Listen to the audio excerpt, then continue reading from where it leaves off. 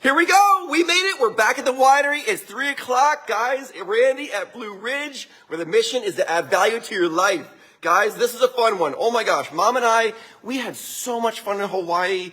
Man, that lady loves Hawaii. We were all over the island. Oh my gosh. She's all about it. We get home and she goes, hey, you want to schedule another trip? I'm like, oh my gosh, let's sleep for a little bit here, right? I love y'all.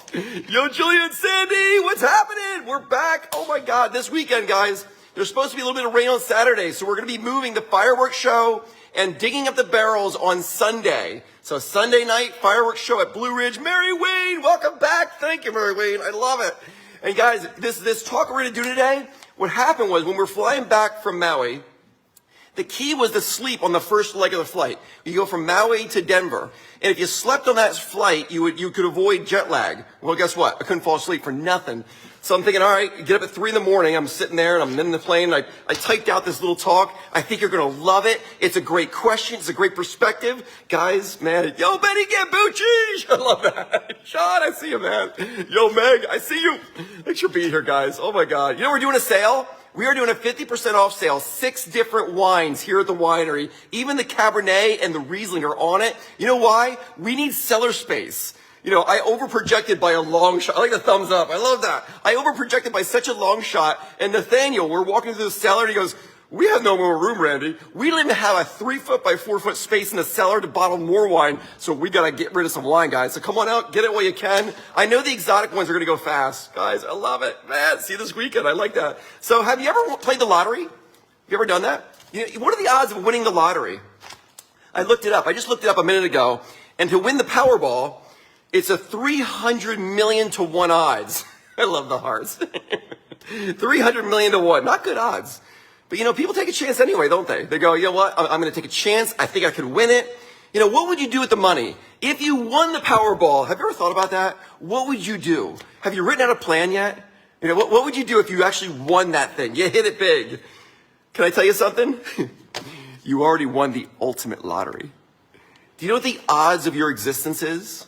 I looked it up. 800 trillion to 1. 800 trillion to 1 of the odds of you existing. That's the chances of you being here right now. 800 trillion to 1. Think about that. All that had to go on with the history of your family, all the people meeting at the right time, at the right place, and then the chances going on in the wombs, all the family in your history, 800 trillion to 1 of your existence to be here right now. You totally won the lottery. You won the lottery of life. And I joke about my mom. I go, I won the parent lottery too. That's another lottery I'll play, right? You can't pick your parents. You win or you lose, you know. I totally won that thing, you know, God. 800 trillion to 1. And you know what's crazy? You had no choice. Life chose you. You had no choice in being born. You had no say in the matter. Life chose you to be on this planet. You with me on this? I like that. Samantha, you with me? Christine, you with me? Have you ever heard someone talk about what they want from life? I've heard this a lot. You know, I have these conversations all the time, you know, what they want out of life. You know, they want more out of life. You know, I think there's a better question we should be asking. The question we should really ask ourselves is, what does life expect from us? Because life chose you. What does life expect from you? That's the real question. Asking this question, what does life expect from you? Why are you here? Right? Melanie, I see you, Melanie. Asking, what does life expect from me, gives you a servant's heart. It's going to line you up for miracles. It's going to put you right in the way of everything great in this world. Asking, what does life owe me? Well, that's kind of entitled, isn't it? But I have yet to meet someone that is doing wonderful things with their life that's entitled. Have you? I haven't met him yet. If you know someone, send him my way. I'd like to meet him. When you ask the question of, what do I owe life? You're going to make good with every single thing that's given you in your life, including any sort of pain and suffering you're ever going through. You with me on this? The key is this. When you use pain and suffering to build your character, life is absolutely limitless. You can do anything with your life. Because every single challenge is given to you to turn you into a better version of you. And when we ask the question, what do I owe life? Oh, that is one of the best starting spots we could ever take. You'll never stop growing and achieving from this position of life. When you allow pain and suffering to drag you down, and you may get angry or sad about it, or even worse, you might feel sorry for yourself. What we do by doing that is we amplify all the challenges of life. They just skyrocket. What seems to be little turns into this giant thing. We can only see what we're looking at, right? You look for all the opportunities, you'll see them everywhere. When you look for the challenges and problems of life, and you see them as problems, well, you're going to have lots of problems. You can make even the smallest amount of pain seemingly unbearable by asking this question, why me?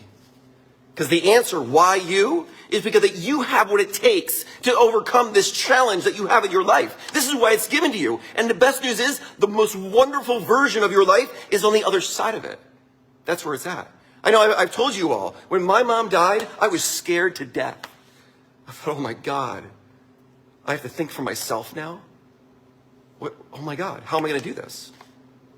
And I remember being so nervous and afraid that my mom set me up. She set me up. She goes, Randy, you are now going to have to become something spectacular. And because I put this in you, I'm expecting it of you. I was scared to death. Ever since then, I've been pouring and pouring and pouring. I can't stop listening to books. I can't stop reading. I can't stop learning. It's God. Mom has high expectations. You know, back when Tiff and we decided to do the winery, big decision in life, right? We go, all right, let's sell the medical business, have a family, and build a winery all in one shot. And we did. We sold it off. We started building the building. And, you know, we knew if it's to be, it's up to us right here, right now. Build now or lose the opportunity forever. And guys, there was pain on every single level. Financially, we went broke. I mean, we had zero money left. Zero. And then we went in debt to the tune of like 800 grand. So in debt. I mean, it was scary stuff. On an emotional level, mentally, emotionally, the entire world was telling us, they're going, you guys are nuts. You're all going broke. Good luck to y'all. I mean, even the contractors that we're hiring were telling me, you're insane. What are you doing? You're losing all your money here. This is crazy. I'm thinking, stop saying this. I'm paying you to build it. Talking about draining physically. Oh my God, guys. We had to build the vineyards. Then we were done with that, build a winery. I couldn't walk upright for like a year. I'm not kidding, actually. I used to wear a brace. Tiff will tell you that we embraced every single minute of the pain. We loved it. We embraced every single second of it. Because the saying is true. When you give a person a big enough why, they can endure any how. You with me on that? Suffering ceases to be suffering the moment you find meaning in the suffering. And who teaches us that?